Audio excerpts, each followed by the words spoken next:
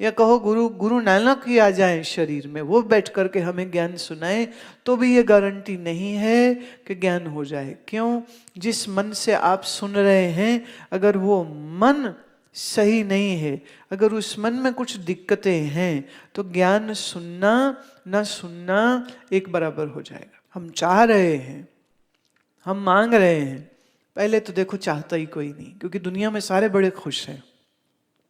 एक happy family हो, एक कुत्ता हो, एक गाड़ी हो, एक बंगला हो, साल में 4 वेकेशंस हो जाएं, किसको भगवान चाहिए? किसी को भी नहीं चाहिए। थोड़ा पार्टी करने को मिल जाए, थोड़ा शराब पीने को मिल जाए, और क्या चाहिए? थोड़ा सा अखबार में कहीं फोटो छप जाए कि भाई ये शहर के गणमान्य व्यक्ति हैं, और क्या चाहिए? बहुत है। मान लो कि आप गए थे मंदिर में, कि इस मंदिर में जाने से ये होता है। मान लो वो मंदिर कृष्ण जी का है, और सोचो वो कृष्ण जी की मूर्ति जागृत हो जाए और वो बोलने लग जाए और कहे भक्त कर दर्शन। भक्त कहेगा दर्शन छोड़, करोड़ रुपया कब मिलेगा ये बता।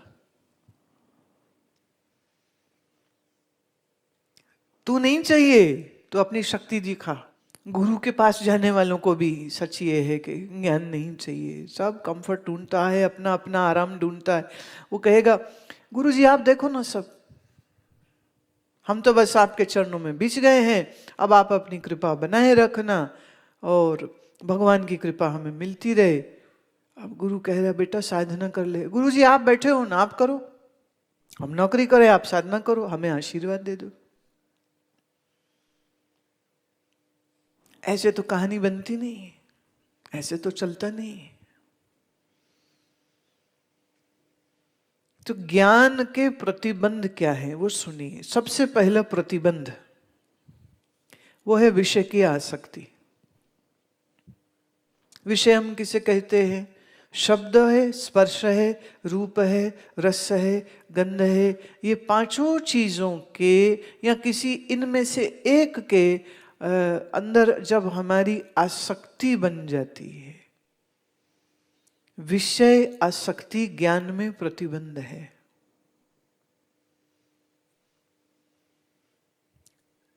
मैंने आपके 5 ज्ञान इंद्रियां हैं, तो इन 5 ज्ञान इंद्रियों के 5 ही विषय हैं।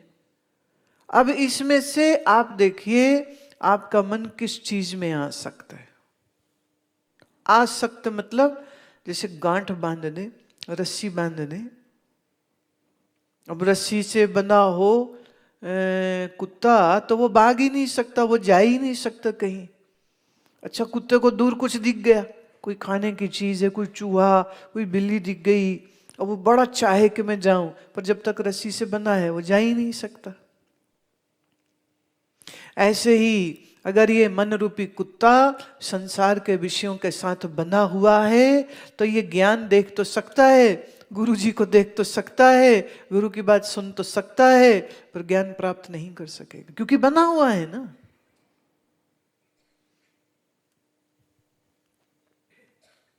पहला प्रतिबंध है विषय की आसक्ति।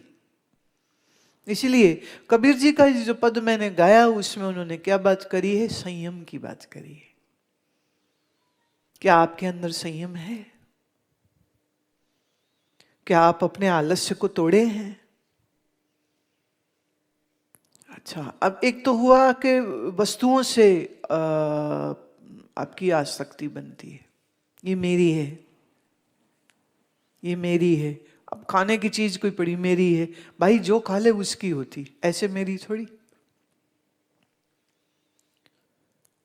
जगह पे ये जगह मेरी है, सत्संग हॉल में लोग बना लेते हैं, यहां तो हम ही बैठते हैं, ये मेरी है।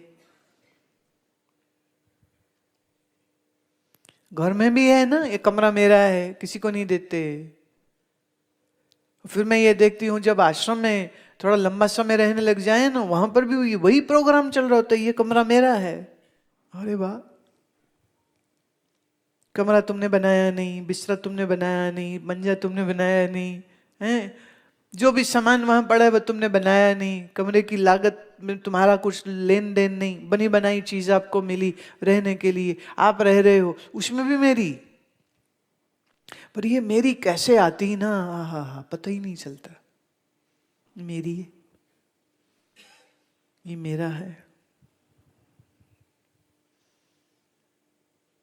अब देखिए, गृहस्थी के लिए तो एक कमरा है, ये 2 कमरे हैं, 4 कमरे हैं, 5 कमरे हैं, वो आपस में सेटिंग कर लेते हैं कि जी बड़ा कमरा मम्मी पापा का, जो थोड़ा बीच वाला है वो बड़े बच्चे को दे दिया, फिर वो छोटा है फिर एक उसको दे दिया, और एक कमरे में दादा दादी रह रहे। तो बड़ी इसमें इक्वल एक हो गई। अब इसमें आवश्यकता नहीं पड़ेगी, कोई लड़ाई नहीं होगी अब यहाँ पर। लेकिन उसमें भी ये सामान मेरा है, मैं नहीं देता। ये कुर्सी मेरी है, ड्राइंग रूम में 4 सीटें लगी, 6 सीटें लगी, एक सीट तो मैं ही बैठूं, इसी में लड़ पड़ेंगे फिर। एक घर में ना गोल्डन कप था, गोल्ड का नहीं, गोल्डन रंग का था, गोल्ड का कप था। तो वो बोले ये मेरा है, बोले चाय हमको इसमें दो, वो बोले मुझे इसमें दो। तो चारों बच्चे टूट पड़े माँ के हाथ से छीनने के लिए कि हमें दे हमें दे, कप ही टूट गए। कर लो बात। फिर माँ ने जो जुत्ती फेरी, कप ही तोड़ दिया। भाई ये क्या तरीका हुआ, मेरा मेरा का क्या मतलब है, अब पी लो। अब कहां पियोगे तुम? तो वस्तुओं में आसक्ति होती। इसीलिए हमारे महात्माओं ने कहा समय समय पर दान करते रहना चाहिए। और लोगों ने सोचा दान करना है, 2 गले सड़े केले बाजार से खरीदो, दान दे दो। दुकान में जाके पूछते कौन सा फल सस्ता है, वही दे दो, वही वो बांट देंगे हम, दान हो गए। नहीं, दान इसको नहीं कहते। दान किसको कहते? जो आपकी सबसे प्यारी वस्तु है वो दे दीजिए।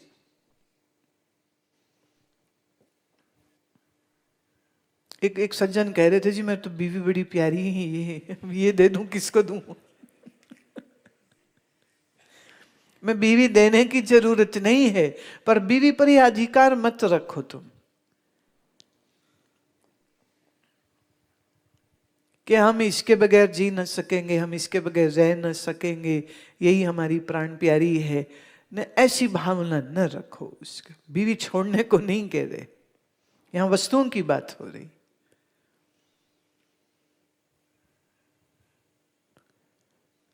ये मेरा है, ये भी विषय आसक्ति। वो वस्तु के ऊपर लागू हो, वो व्यक्ति के ऊपर लागू हो। विषय आसक्ति सबसे बड़ा प्रतिबंध है। दूसरा आता है मन का विक्षेप, ये ज्ञान का प्रतिबंध है। अगर आपका मन विक्षिप्त है, अगर आपका मन चंचल है।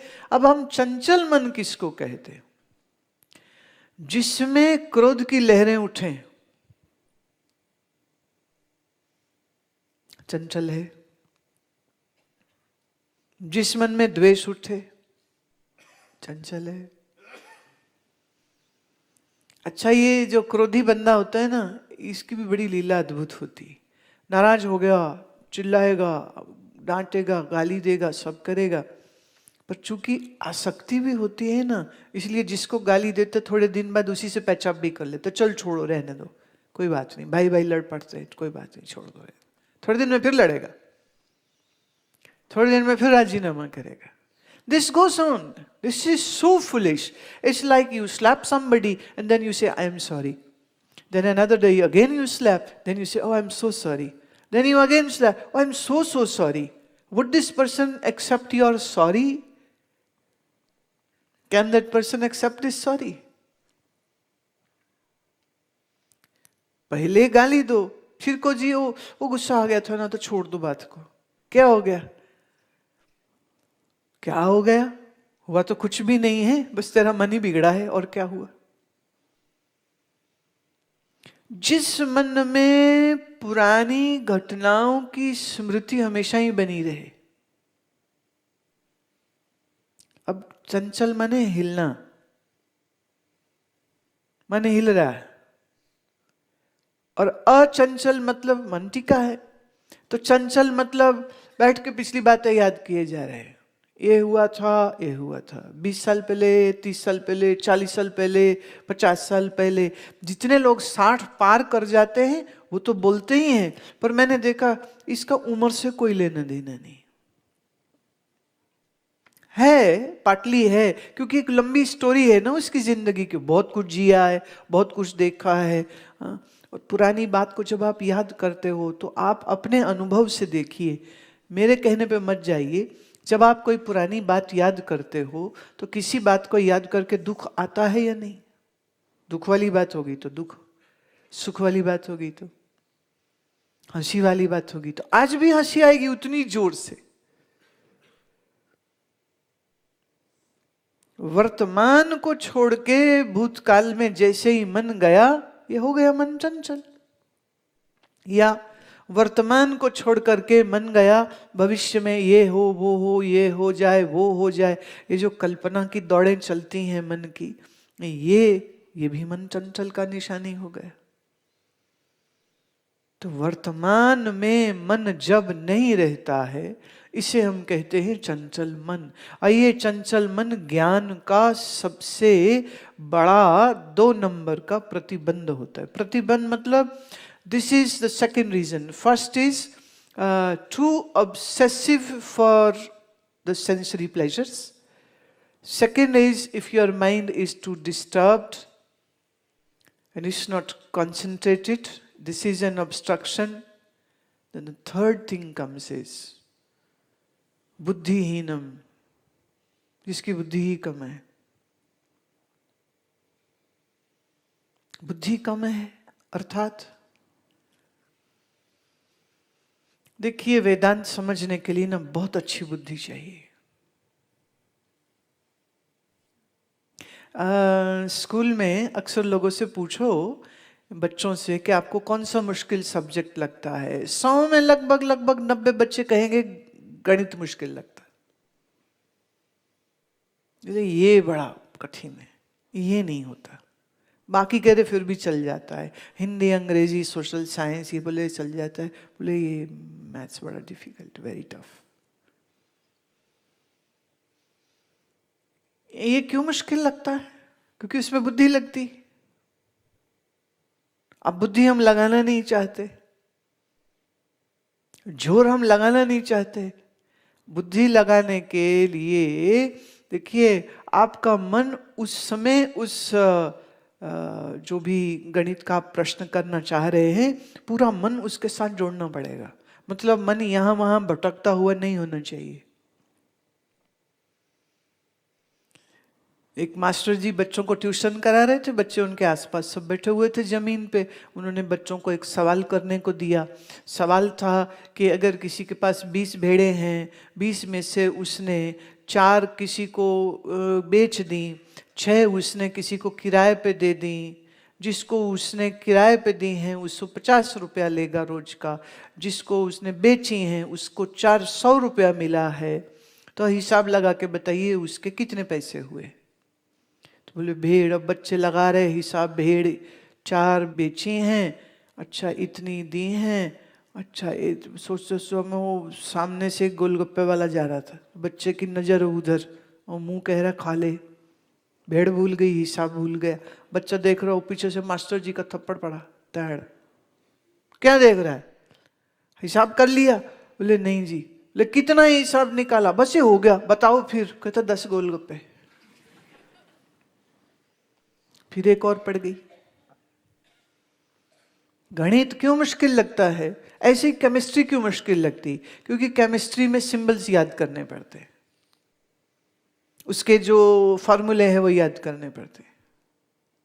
और जब आप वो फॉर्मूले याद करते हैं, अब उसमें जो डिफिकल्ट टर्म्स होती हैं, उन टर्म्स को याद करना मुश्किल। इसलिए लोगों को साइंस मुश्किल लगती है, मैथ्स मुश्किल लगती है। पर एक बात कहूँ, जिसे मैथ्स मुश्किल लगता है, जिसे साइंस मुश्किल लगता है, उसे वेदांत और भी ज़्यादा मुश्किल लगेगा।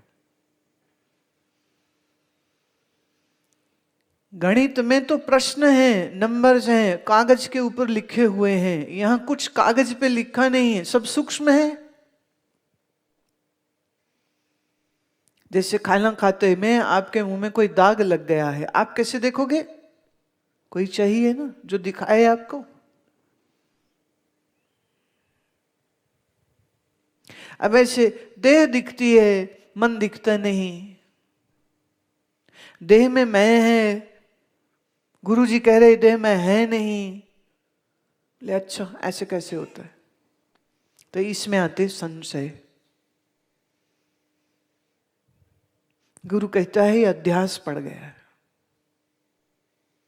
सुनने वाले श्रोता कहते हैं की पै गया है।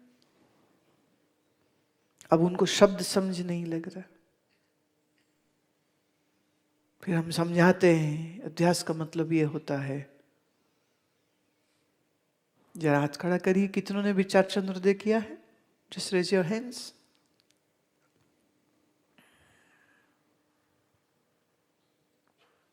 बाकी ने नहीं किया? अरे चलो जरा एक बार दोबारा हाथ दिखाओ। अच्छा नहीं, हाँ, अन्योन अध्यास किसको कहते हैं?